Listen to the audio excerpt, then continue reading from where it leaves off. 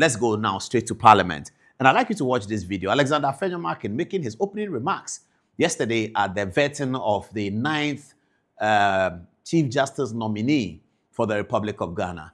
His Lordship, Mr. Justice Baffoe Bonnie, presented himself to Parliament yesterday for hearing by the Appointments Committee pursuant to the provisions of the 1992 Constitution and the Standing Orders of Parliament. The Minority Leader is always the ranking member of the Appointments Committee, and the First Deputy Speaker is always the Chairman of the Appointments Committee. These days, by the new Standing Orders, relevant committee members are allowed to also ask questions of the nominee. So in this occasion, given that it was Chief Justice, the Judicial Committee, I believe the Constitutional Legal Affairs Committee and the Subsidiary Legislation Committee were all there to support. But something happened and the minority walked out. But here is Alexander Markin's crucial opening remarks. This is what he said. Let me respond to my respected colleague, the Majority Leader. Chairman, it is his contention. It is his contention that my reference to the committee's work amount to attacking the conduct of its chair.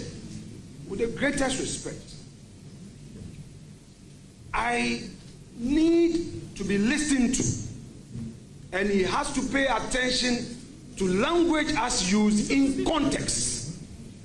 For the avoidance of doubt, I am repeating that the minority holds the view that the committee's work resulting in the removal of Her Ladyship, the Chief Justice, amount to travesty of justice. It is a view we hold. It does not offend Order 1237. Order 1237, with avoidance of doubt, provides the conduct of the Speaker, the Chief Justice, members of Parliament, the Chief Justice, and Superior Court Justice of Judicature shall not be raised in Parliament except a substantive motion. Now, the distinction must be made. Respected Ayarga, please, bear with me. I've listened to you. The distinctions must be made. Your work in the regular official duties and a critique thereto must be distinguished from personal conduct that one would consider as misbehavior or stated misbehavior. I am not, with the greatest respect, impugning the person of the reputation of my Lord Puaman, who I voted for under the influence of Honorable K.T. Amon. When all the odds were against him, I have nothing personal against him. Because even where there were personal issues that people were attacking his reputation, I was one of the few who stood. Mr. Chairman. So I'm not here to attack him. Mr. Chairman. And he knows I won't attack him. The caucus is talking about, please, Honorable Ayarga, let me finish. You were allowed to make your point. Yes, but Honorable Minority Leader, just be brief. Very well. The committee's work is what we are expressing an opinion on. And we are using very civil language to say that what it did amount to travesty of justice. It's as simple as that. So let me proceed. Chairman, unless the Majority Leader intends to frustrate everything that the minority has to say by way of its opinion, when did Parliament reduce to this? When you have the right to say your own, you are the leader of the House, you have unfettered right to rebut.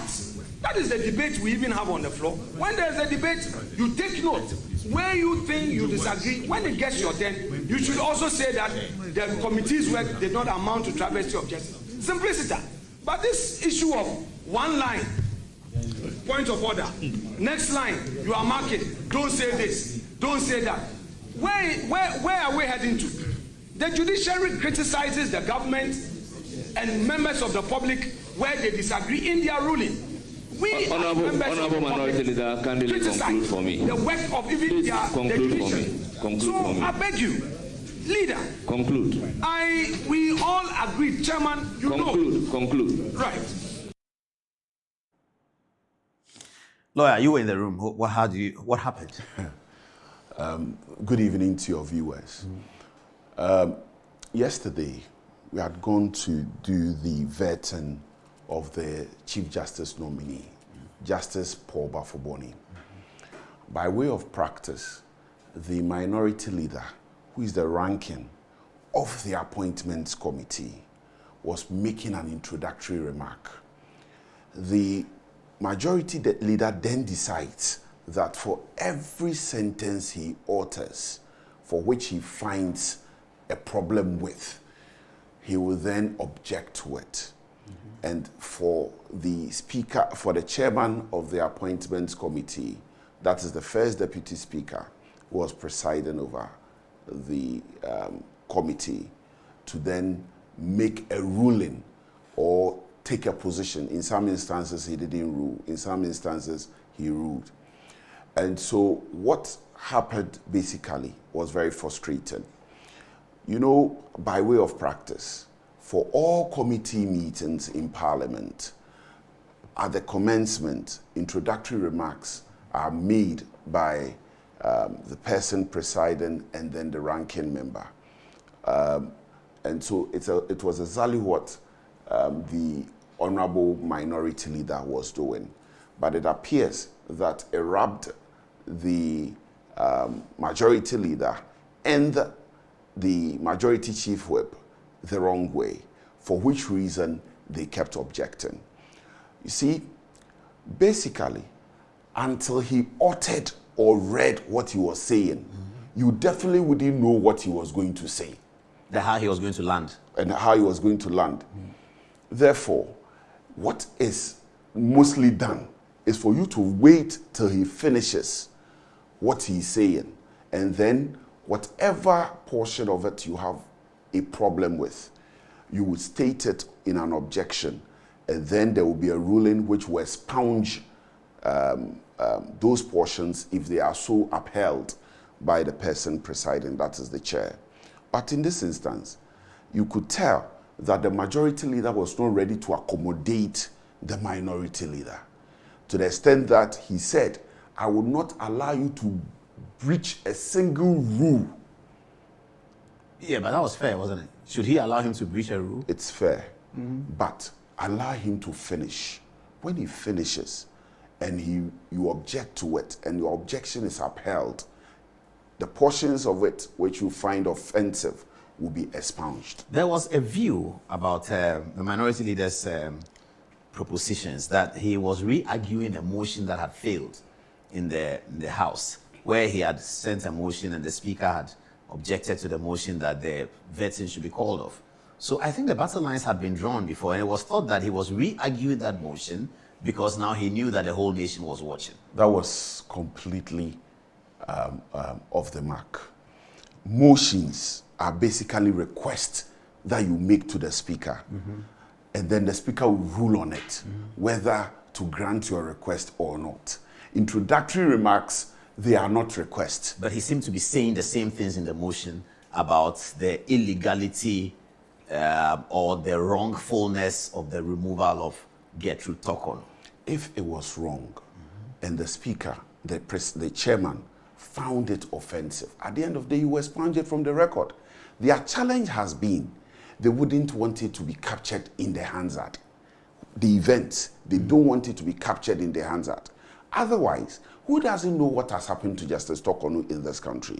The copious public commentary that has been made on it. Everybody, is a matter of public notoriety. And so by reading it, right, will not change what the public already knows. Their main issue had to do with the facts getting into the Hansard. Then it becomes a record of Parliament, which... So at the end of the day, what happened? Is it in the Hansard? Has it been expunged? Portions of it which were expunged will not be in the Hansard. But those that were not expunged will be Who makes the decision about what's to be in the Hansard and what not? It is the chair. The chair of the committee? The chair of the committee. Once there is an objection, and the chair rules that this should be expunged from the record, Then that is it. Then that is it. Ooh, that's interesting.